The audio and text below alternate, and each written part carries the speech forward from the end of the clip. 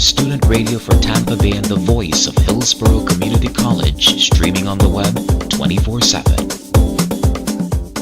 And then I approached the executive staff at Narconon Trois-Rivieres and Narconon Canada.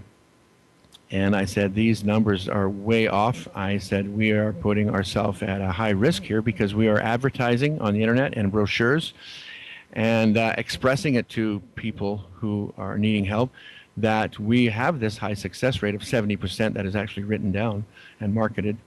And I said, they have a reasonable expectation of that 70% when they get here after paying the $23,000. And it's just not true. We're way down at this number here.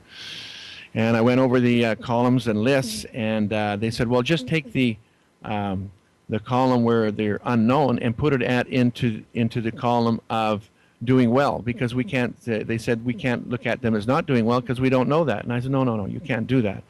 My experience with percentages as a submortgage broker and as a realtor, it facilitated me quickly seeing that the numbers, you can't do that. You just can't do that. That's not how you do it. So I said, we can't do that. And they said, well, move on to something else, and they would come in every day and try and encourage me to, get these lists done properly. They even trained me in product clearing because the patients are classed as products, because they need these products to fill in their stats that they send to Narconon International, which go to Scientology flag in Florida, the org. So that's done every Thursday. And I said, well, I can't give you those stats because they're not there to give you. So that was at 47%. Now, when you include the 7 to 8 minimal staff members there that were previous graduates of the program that had also relapsed, and you get the percentage rate down even lower. And then when you include the people that entered the program and for one reason or another left the program or were expelled or kicked out of the program, if you include that too, they began and did not complete the program, you're down around the 20% approximately. So you're looking at some very, very low numbers. So it looks like it's almost inflated between 3 and 4 times.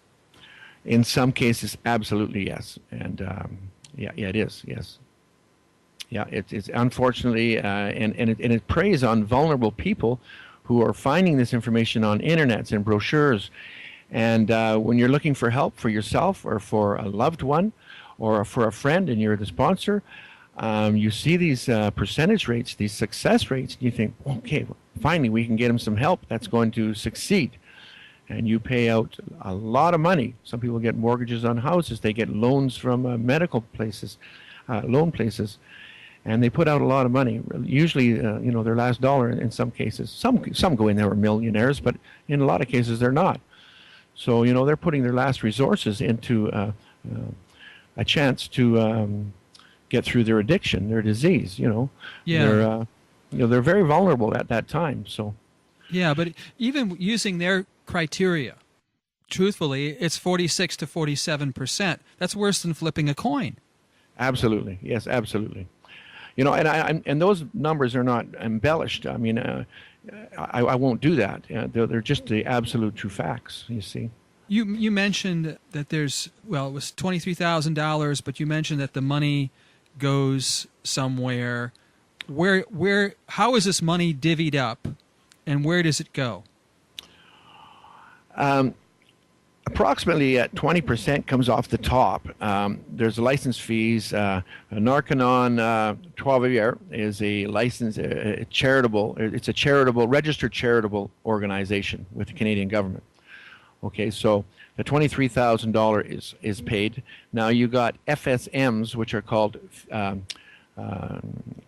field staff members. Yeah, field staff members, and patients who are near the end of their program or at the end of their program are encouraged to take this little course so that when they leave, they go out and become field staff members.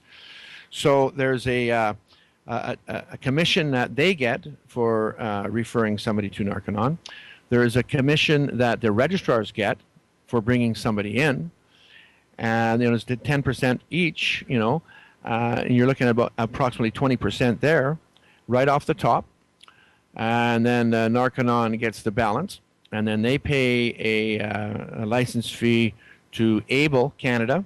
Narconon International in California gets a piece of that. And Narconon Canada gets some too.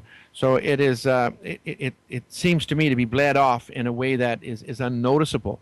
So approximately in my estimation, there's about 17,000 something left to actually take care of the person who paid the 23,000 to come in. Now I could be a little off there because I don't know all the exact facts, but I did have some meetings with Able Canada, Narconon Canada, and we're pretty close on that. There are numbers that are readily available, though, on the internet searches. So, okay, you got these numbers though from your own experience being employed.